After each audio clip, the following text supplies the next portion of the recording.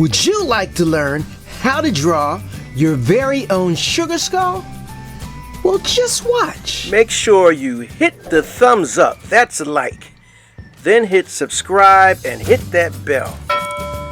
And watch my whole video.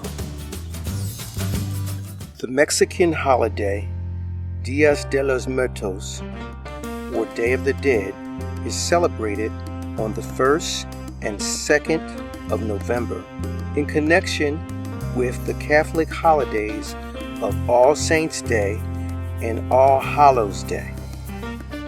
While the holiday of Dia de los Muertos is rooted in the Catholic holidays of All Saints' Day and All Hallows' Day, the indigenous people of central and southern Mexico have adopted these traditions to include ancient Aztecs' beliefs of honoring their deceased loved ones. The holidays celebrate the belief that the gates of heaven are opened on these dates to allow deceased loved ones to return and spend the day with their families. At midnight on October 31st, the spirits of all deceased children, known as angelitos, are allowed to reunite with their families for 24 hours. On this same day, small skulls are often placed on the ofrenda, otherwise known as an altar, representing the children who have passed. The following day, November 2nd, larger and more detailed skulls replace the smaller ones, representing the deceased adults who now come down to enjoy the festivities that are prepared for them.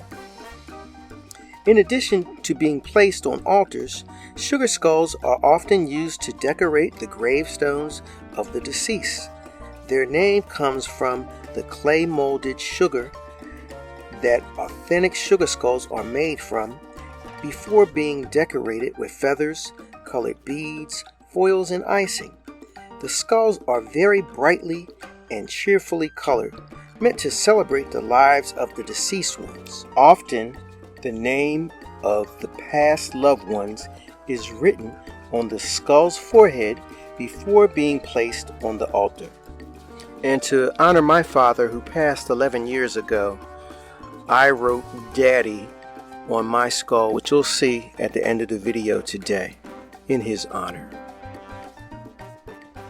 And it is then accompanied by marigolds, candles, and sometimes food and drink in order to help guide them back to earth.